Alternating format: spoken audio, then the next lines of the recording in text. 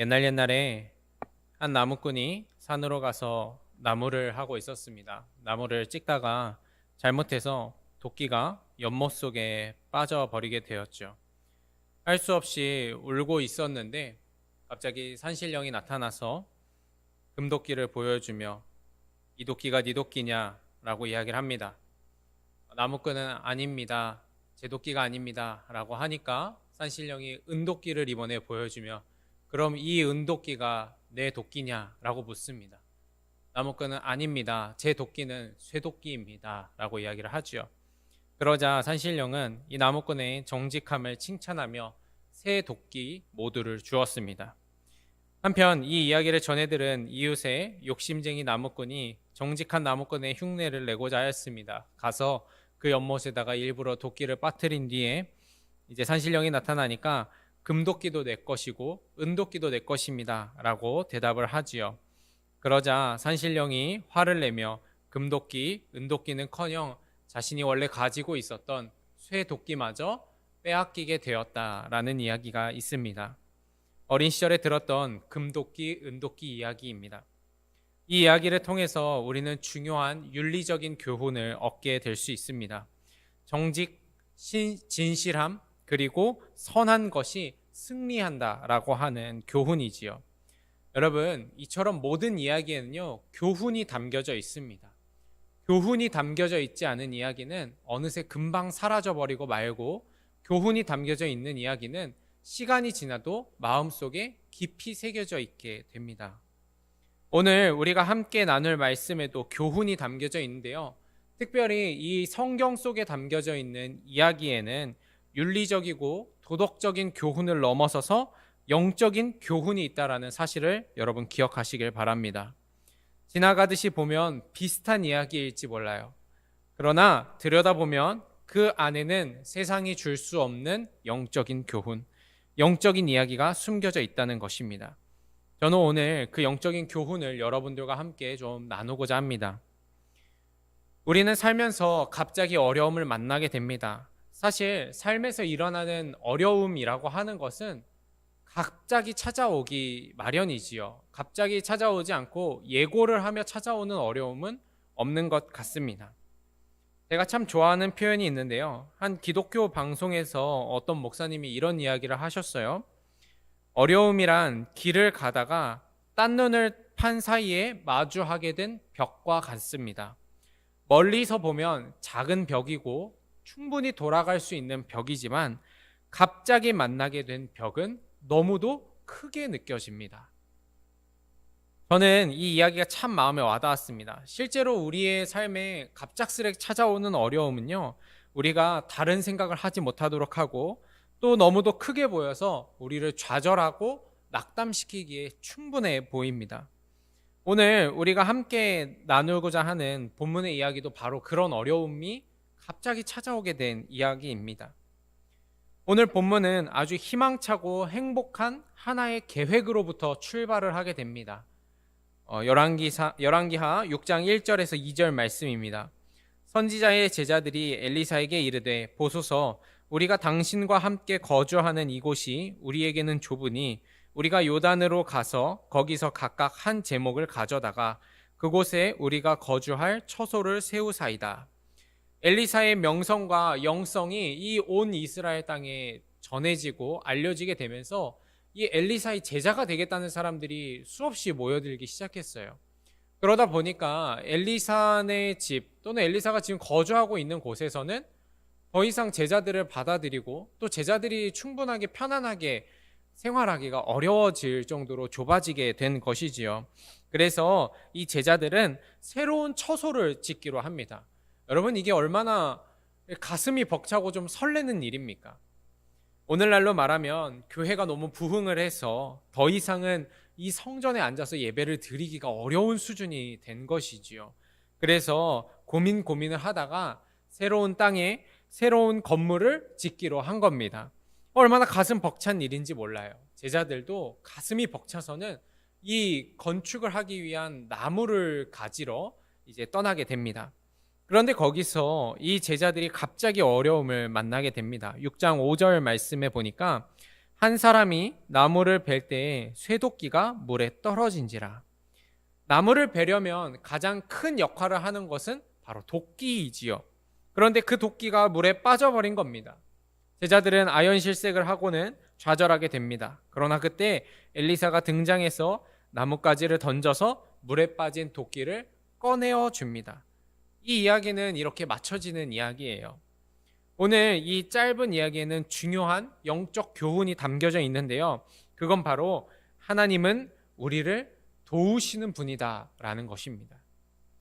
제자들은 갑자기 어려움을 만납니다. 황당하게도 도끼가 물에 빠져버리게 된 거예요. 제자들은 갑자기 만난 이 어려움으로 좌절하고 굉장히 슬퍼하게 됩니다. 그러나 하나님은 엘리사를 통해서 물에 빠진 도끼를 건져내십니다. 여러분, 우리는 갑자기 어려움을 만나면 좌절합니다. 나의 발목을 붙잡고 나를 옴짝달싹 못하게 하는 그 어려움으로 인해서 쓰러지고는 합니다. 그러나 오늘 말씀을 통해서 하나님이 우리에게 가르치시고 우리에게 기억하게 하시는 말씀은 내가 너와 함께함이라. 내가 너를 도우리라. 이 말씀입니다. 이사야 41장 10절에 보니까 두려워하지 말라. 내가 너와 함께함이라. 놀라지 말라. 나는 내 하나님이 됨이라. 내가 너를 굳세게 하리라. 참으로 너를 도와주리라. 참으로 나의 의로운 오른손으로 너를 붙들리라. 여러분, 하나님은 어떤 분이십니까? 어려움 중에 우리를 도우시는 분입니다.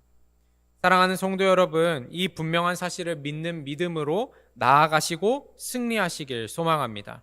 우리를 도와주시는 하나님을 경험하게 되시길 소망합니다. 삶에서 갑자기 어려움을 만났을 때 나를 도우시는 하나님이 계심을 믿는 믿음으로 승리하시길 소망합니다.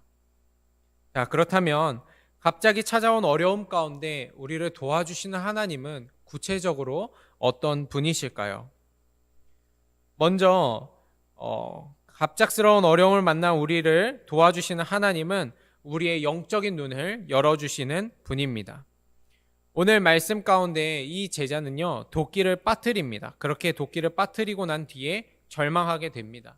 왜 절망하는가? 도끼가 빠진 물을 보니까 절망하는 거지요. 그런데요, 같이 있던 엘리사는 달랐습니다. 엘리사는요, 남들이 보지 못하는 것을 보는 영적인 눈이 열린 사람이었습니다. 오늘 본문 말씀 6장 6절에 보니까 하나님의 사람이 이르되 어디 빠졌느냐 하매 그곳을 보이는지라. 엘리사가 나뭇가지를 베어 물에 던져 쇠도끼를 떠오르게 하고 라고 하지요. 제자는요, 물만 봅니다. 그러나 엘리사는 그 도끼를 건져낼 나뭇가지를 보는 사람이었습니다. 대체 이 나뭇가지가 어떤 효능이 있어서 어떠한 원리로 쇠도끼를 떠오르게 했는지는 알지 못합니다. 그러나 중요한 것은 엘리사는 물만 보는 것이 아니라 그 옆에서 건져낼 수 있는 나뭇가지를 보았다라는 사실이지요. 갑작스러운 어려움을 만날 때 하나님은 우리를 어떻게 도와주시는가? 영적인 눈을 열어주셔서 그 어려움을 벗어날 길을 알려주십니다. 고린도전서 10장 13절의 말씀에 사람이 감당할 시험 밖에는 너희가 당한 것이 없나니 오직 하나님은 미쁘사 너희가 감당하지 못할 시험 당함을 허락하지 아니하시고 시험 당할 즈음에 또한 피할 길을 내사 너희로 능히 감당하게 하시느니라. 우리가 어려움을 만날 때 하나님은 피할 길을 내어주시는 분이신데 그 피할 길은 우리가 영적인 눈이 뜨여 있을 때 볼 수 있다라는 사실입니다. 오늘 본문 뒤에 더 자세한 이야기가 나오는데요. 사실 오늘 우리가 읽은 열왕기하 6장 1절에서 7절 말씀은 뒤 이어 나오는 두 가지 이야기 6장 8절에서 23절 말씀과 6장 24절에서 7장 전체에 이르는 말씀의 예고편 같은 이야기입니다. 오늘 본문에 바로 이어서 나오는 이야기 6장 8절에서 23절의 이야기는요, 어느 날 아람 군대가 이 이스라엘을 공격하게 된 이야기입니다. 아람 군대가 성을 둘러쌌어요. 성 안에 있는 사람들이 두려워하게 됩니다. 어느 날 엘리사의 제자 중에 한 명도 아침에 일어나서 보니까 이 성을 둘러싼 군대를 보고 굉장히 큰 두려움에 휩싸이게 되는 거지요. 6장 15절에 보니까 하나님의 사람의 사환이 일찍이 일어나서 나가보니 군사와 말과 병거가 성읍을 에워쌌는지라. 그의 사환이 엘리사에게 말하되 내 주여 우리가 어찌하리이까 하니 성의 모든 곳을 이 군대가 다 에워쌌습니다. 갑자기 쳐들어온 군대로 인해서 이스라엘은 어려움을 겪게 되고 더 이상 이 어려움을 해결할 수 있는 방법이 보이지 않게 된 것이지요. 그래서 성 안에 있는 모든 사람들이 다 두려워하는데 단 한 명, 엘리사는 두려워하지 않습니다. 엘리사는 두려움에 빠진 제자를 위해서 이렇게 기도합니다. 6장 20절 말씀에 기도하여 이르되 여호와여 원하건대 그의 눈을 열어서 보게 하옵소서 하니 여호와께서 그 청년의 눈을 여심해 그가 보니 불말과 불병거가 산에 가득하여 엘리사를 둘렀더라. 하나님은요, 두려움에 빠진 영적 제자의 그 영적인 눈을 열어 주십니다. 영적인 눈이 열려서 보니까 군대보다 더 큰 하나님의 군대가 자신들을 지키고 보호하고 있는 것을 보게 되는 거지요. 육적인 눈으로 볼 때는 두려워할 것만 보이고 육적인 눈으로 볼 때는 문제가 그렇게 커 보였는데 영적인 눈으로 보게 되니까 내 문제보다 더 크신 하나님을 보게 되는 것입니다. 영적인 눈으로 보니까 피할 길이 보이는 것입니다. 사랑하는 성도 여러분, 하나님은 우리를 도우시는 하나님입니다. 그 하나님은 어떤 분이신가? 우리의 영적인 눈을 열어주시는 분입니다. 영적인 눈, 하나님을 바라보는 그 눈이 열리면 문제보다 크신 하나님, 어려움을 해결하시는 하나님, 우리가 보게 될 줄로 믿습니다. 혹시 갑자기 어려움을 만나신 성도님이 계시다면 오늘 이 시간 영적인 눈이 열리게 되시길 소망합니다. 두 번째로 어려움 가운데 만나게 되는 하나님은 우리의 실제적인 문제를 해결하시는 분입니다. 우리는 때때로 이 사실을 잊을 때가 많은데요. 여러분 결코 잊지 말아야 합니다. 하나님은 우리의 문제를 실제로 해결하시는 분입니다. 하나님이 우리의 문제를 실제로 해결하신다. 여러분 이 말은 여러분들이 단순한 의미로 받아들이셔야 합니다. 배고픈 문제가 있으면 하나님은 먹을 것을 주시는 분입니다. 아픈 곳이 있다면 하나님은 낫게 하시는 분입니다. 재정적인 어려움이 있다면 하나님은 채워주시는 분입니다. 장래에 대한 두려움이 있다면 평안한 길로 인도하시는 분입니다. 오늘 본문에서는요, 하나님은 도끼를 찾아주시는 하나님으로 등장하세요. 6장 6절에서 7절 말씀에 엘리사가 나뭇가지를 베어 물에 던져 쇠도끼를 떠오르게 하고 이르되 너는 그것을 집으라 하니 그 사람이 손을 내밀어 그것을 집으니라. 오늘 본문 가운데 제자들이 마주한 어려움은 다른 게 아니었습니다. 빌려온 쇠도끼를 잃어버린 게 어려움의 근원이었어요. 지금이야 우리 철 이러면 굉장히 좀 흔한 시대를 살아가고 있지요. 그러나 엘리사가 살던 시대의 철은요 굉장히 중요한 것이었습니다. 굉장히 고귀한 물품 중에 하나였어요. 여전히 사람들은 철보다는 청동을 더 많이 사용했었고요. 철은 굉장히 고가의 물건이어서 귀족들이나 왕족들이 사용하던 물건이었습니다. 그러니까 쇠도끼는 굉장히 귀중한 것이지요. 제자들은 그 쇠도끼를 빌려왔습니다. 만약에 이걸 잃어버리면 제자들은 굉장히 큰 재정적인 어려움에도 처하게 되고 또 도끼를 잃어버림으로 인해서 더 이상 건축을 진행하지 못하게 되는 어려움 속에 처하게 된 거지요. 이 어려운 상황, 모든 문제의 가장 깊은 곳에는 도끼를 잊어버렸다라고 하는 단 하나의 문제가 있었습니다. 그리고 엘리사를 통하여서 하나님은요, 다른 문제를 해결해 주시는 게 아니라 도끼를 찾아주시는 거예요. 하나님은요, 우리의 진짜 문제를 실제적으로 해결해 주시는 분이라는 것이죠. 여러분, 이것이 바로 진리입니다. 앞서서 오늘 본문의 이야기는 뒤에 나오는 두 이야기의 예고편 같다고 이야기를 했는데요. 두 번째 나오는 이야기를 여러분과 나누고자 합니다. 이 두 번째로 이어서 나오는 이야기는 열왕기하 6장 24절에서 7장 전체의 이야기인데 아람 왕 베나닷이 다시 이제 군대를 모아서 사마리아 성을 에워싸는 것으로부터 이야기가 시작됩니다. 이 사마리아 성은 아람 왕의 군대로 인해서 아주 고립된 상태에 머무르게 됩니다. 이렇게 성이 고립이 되니까 가장 큰 문제가 뭐였냐면 식량이 문제였었어요.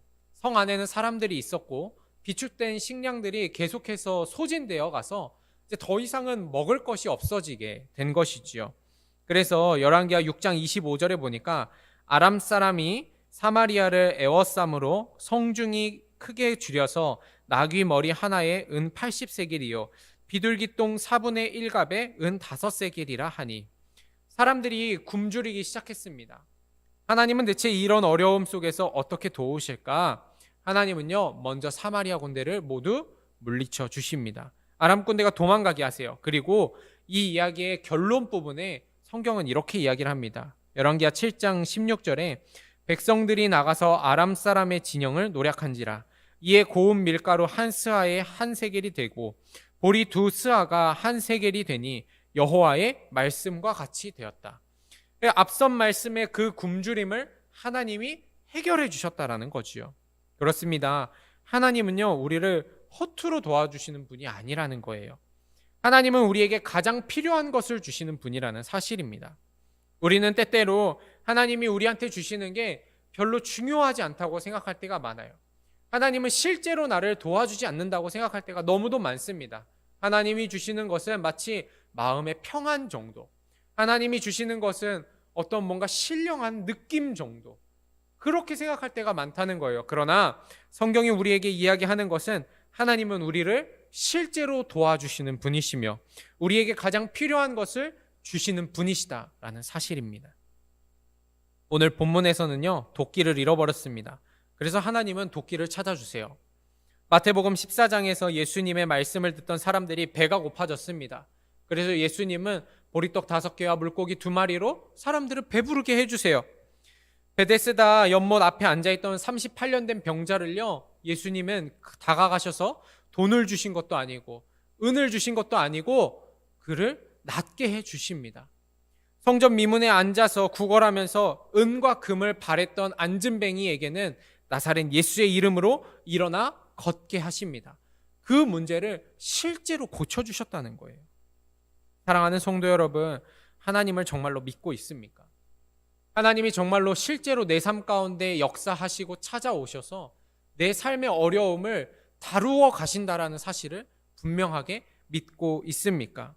마태복음 7장 11절에 너희가 악한 자라도 좋은 것으로 자식에게 줄 알거든 하물며 하늘에 계신 너희 아버지께서 너희에게 좋은 것을 주지 아니하시겠느냐. 이 말씀을 여러분들 정말로 마음 가운데 믿고 있습니까? 믿음으로 나아가시길 소망합니다. 하나님은 실제로 우리를 도우시는 분임을 믿음으로 승리하시는 성도가 되시길 소망합니다. 갑작스러운 어려움 가운데 있다면 여러분들을 정말로 도와주시고 실제적인 도움을 주시는 우리 하나님을 붙잡으십시오. 하나님이 나의 이 문제 가운데 직접적으로 찾아와서 역사해 주시기를 위해서 여러분들 분명하게 기도하시고 간구하시며 나아가시기를 소망합니다. 마지막으로 갑자기 찾아온 어려움 가운데 우리를 도우시는 하나님은 하나님 당신만이 온전히 드러나기를 원하시는 분입니다. 오늘 본문의 시작이 되는 말씀 열왕기하 6장 1절에서 2절 말씀인데요. 한 번 더 읽어보겠습니다. 선지자의 제자들이 엘리사에게 이르되 보소서 우리가 당신과 함께 거주하는 이곳이 우리에게는 좁으니 우리가 요단으로 가서 거기서 각각 한 제목을 가져다가 그곳에 우리가 거주할 처소를 세우사이다 하니 엘리사가 이르되 가라 하는지라.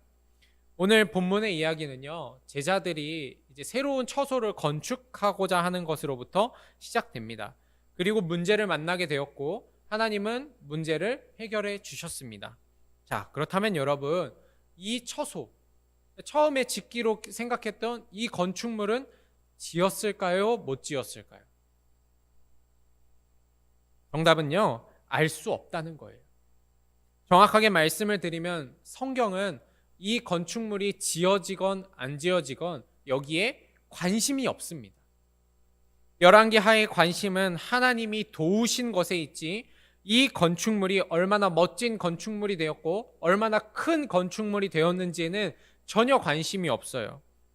우리는 때때로 하나님이 나를 도우셔서 내가 얼마나 멋진 일을 이루었는지 고백할 때가 많습니다. 포인트가 어디에 있냐면요, 하나님의 도우심에 있는 것이 아니라 내가 그로 인해서 얻게 된 것들, 내가 그로 인해서 가지게 된 것들, 나의 재정들, 나의 학식들, 나의 업적들, 나의 건축물들, 이게 포인트가 될 때가 너무 많다는 거예요. 그런데 성경은요, 의도적으로 그 이야기를 하지 않습니다. 아마 이 사람들은 다 알았을 거예요. 이 성경을 쓰는 사람도 어떻게 됐는지 알았을 거예요. 그런데 그걸 적지 않아요. 왜냐? 포인트는 하나님이 도우셨다는 것 하나만 되면 되기 때문에 그렇습니다. 오직 하나님만 드러나기 위해서, 하나님의 도우심만이 드러나길 위해서 의도적으로 그 이야기를 숨기는 것이지요. 사도 바울은 고린도 후서 11장에 자신이 얼마나 예수 그리스도의 복음을 위하여서 열심을 내었고 희생하고 헌신했는지를 이야기합니다. 그런데 사도 바울은요, 그걸 자랑으로 하지 않아요. 오히려 사도 바울은 자신의 약함을 자랑으로 삼습니다. 고린도후서 11장 30절에 내가 부득불 자랑할진대 내가 약한 것을 자랑하리라. 사도 바울은 자신이 얼마나 대단한 사람이었는지 결코 이야기하는 것을 즐겨하지 않았습니다. 사도행전에서 단 3번만 자신이 어쩔 수 없는 상황에서 그렇게 이야기를 했던 것뿐이에요. 사도 바울은 자신의 대단함을 이야기하지 않습니다. 무엇을 이야기하냐면 하나님의 살아계심만을 이야기하는 거예요. 오직 예수 그리스도의 복음만을 이야기하는 거예요. 그리고 나의 나약함과 나의 어떤 처절함, 나의 부족한 부분만을 드러내는 겁니다. 대체 사도 바울은 왜 자신의 약함만을 자랑할까? 이렇게 약한 자를 사용하시는 하나님이 위대하시다라는 걸 나타내기 위해서인 것이죠. 그렇습니다. 여러분, 하나님은요, 드러나기를 원하시는 분이에요. 우리의 삶 가운데 정말로 역사하시고 일하시고 살아계시다라는 것을 드러내고자 하시는 분입니다. 오늘 본문에서 왜 건축의 완성을 말하지 않았는가? 이 본문을 읽어가는 성도들이 하나님의 도우심만을 기억하라고 일부러 적지 않은 거지요. 사랑하는 성도 여러분, 진짜 하나님의 도움을 받은 사람은 나를 자랑하는 사람이 아닙니다. 하나님을 나타내는 사람이에요. 하나님을 자랑하는 성도입니다. 예수님은 이 땅에 오셔서 수많은 사역들을 감당하셨습니다. 그런데 예수님은 단 한 번도 자신을 드러내지 않으셨어요. 오히려 예수님은 이렇게 말씀하십니다. 요한복음 6장 38절에 내가 하늘에서 내려온 것은 내 뜻을 행하려 함이 아니요 나를 보내신 이의 뜻을 행하려 함이니라.